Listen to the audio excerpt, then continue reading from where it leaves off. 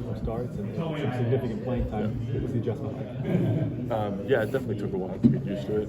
Especially 2020. I just came back from an injury. It took me quite a while to get used to the pace here, all practice runs, how to get everything in order.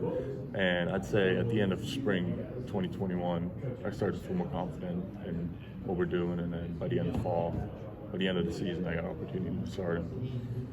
It was all worth it at the end. When Auburn's had some of its better teams historically, the offensive line has been a big part of that, and usually a seasoned offensive line. Do you feel like you guys can be a unit that can contribute to a winning program? Yeah, I definitely think we can. We have so much experience now coming back. We just got to get everybody in the right direction, and I think we can definitely be a good offensive line.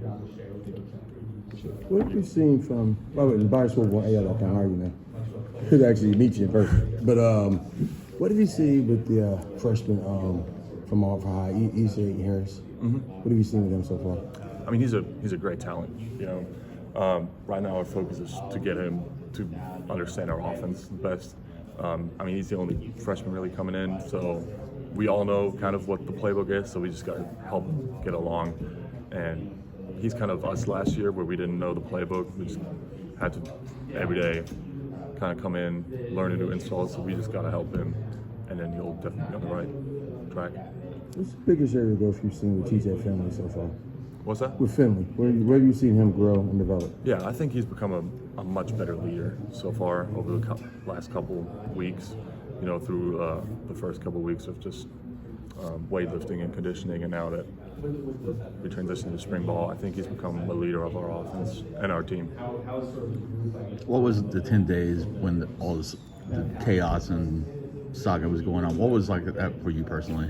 You try to stay away from all the Twitter, all the noise, and you try to maintain, positive mindset. Mm-hmm. But I think everybody was kind of, I wouldn't say concerned, but everybody was kind of, nobody knew what was really going on. So it was a weird time, but I think our team got stronger through it.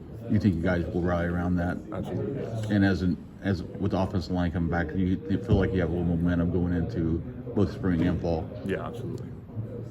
There was a lot during that time, people airing their grievances with Harsin. What have you liked about him, and how was his gritty?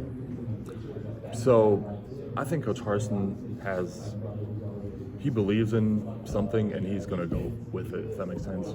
So the guys that bought along are the guys that are still here, and they want to play for him.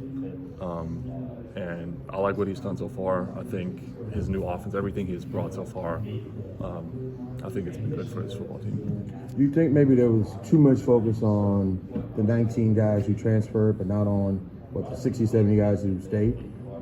I definitely think so. But the new transfer portal era, it's everywhere. We got, I don't know how many transfers we got in, but I think over 10. I don't exactly know the number.